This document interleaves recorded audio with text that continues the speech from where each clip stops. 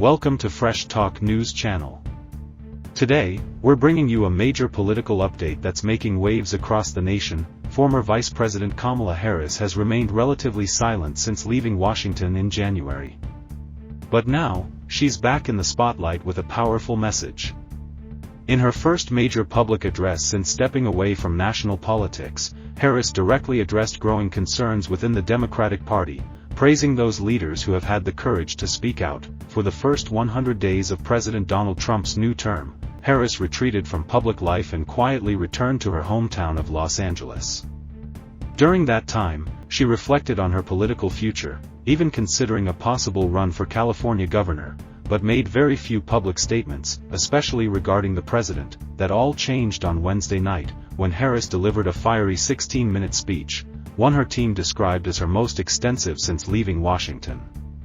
In it, she openly expressed Democratic frustrations and issued a strong warning. The United States is at risk of a constitutional crisis if the president is allowed to defy both the courts and Congress, she said. That is a crisis that will eventually impact everyone.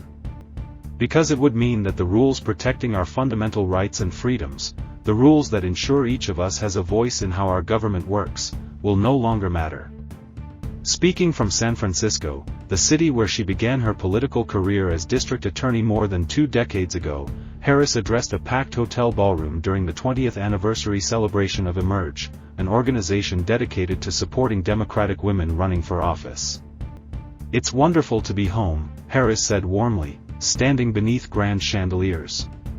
Her appearance was deliberate and carefully timed, streamed live on Instagram and YouTube for the world to see. Now, with the 2026 California gubernatorial race approaching, Harris is expected to make a decision by the end of summer on whether or not she will officially enter the race, a move that could prevent her from pursuing another presidential run. She even joked about her time away from the spotlight, saying, "Everybody's asking me, well, what have you been thinking about these days?" Yet, despite the speculation, she made no direct mention of a gubernatorial or presidential campaign.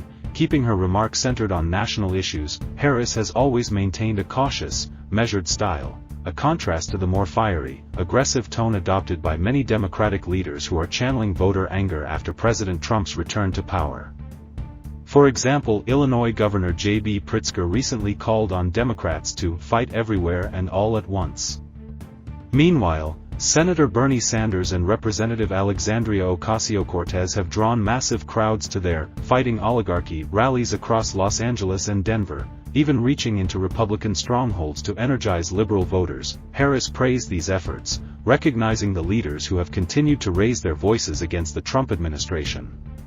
She reminded Americans that if the courts and Congress fail to act, it is ultimately the people who must serve as a check on executive power. Elsewhere in her speech, Harris warned that what we're seeing from Republicans is not chaos, but a calculated plan decades in the making. She said, "It's an agenda, a narrow, self-serving vision of America, where they punish truth-tellers, reward loyalists, exploit their power, and leave everyone else behind. All while abandoning allies and retreating from the world." Although she's still weighing her options, Harris has been taking calls from other Democrats looking for advice as they consider running for office. According to her spokeswoman Kirsten Allen, Harris is keeping her political future close to the chest. It's worth noting that no former vice president since Richard Nixon in 1962 has returned to California to run for governor. If Harris chooses to run, she'll be navigating uncharted territory, and she's doing it on her own timeline. As of now, she's not scheduled to speak at the upcoming conventions for either the California Labor Federation or the California Democratic Party. In fact, some longtime supporters say they haven't heard from her in months. Mark Buell, a longtime donor and early supporter who helped finance Harris's first campaign back in 2003, said, "I don't think she's made up her mind because I would have heard the drumbeats." That 2003 campaign, when Harris became the first woman elected as San Francisco's district attorney, inspired her supporters to launch Emerge, the very organization where she just gave this powerful speech. Interestingly, while over half of U.S. states have elected female governors, California, often seen as a progressive leader, is still not among them. Several prominent women have already entered the 2026 race, including Lieutenant Governor Eleni Kounalakis and former Congresswoman Katie Porter, both of whom attended Harris's speech. Katie Porter commented, "The Vice President will make her decision when she's ready, and I'm sure she'll let us know. But I'm here to run my own campaign and make sure I get all the way to the finish line." With Governor Gavin Newsom barred from running again due to term limits, the field is wide open.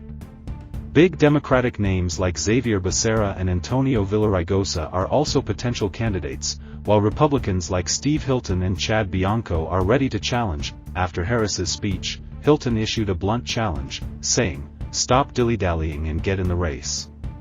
You were a disaster as a presidential candidate, and you'd be defending the disaster of Democrat rule in California.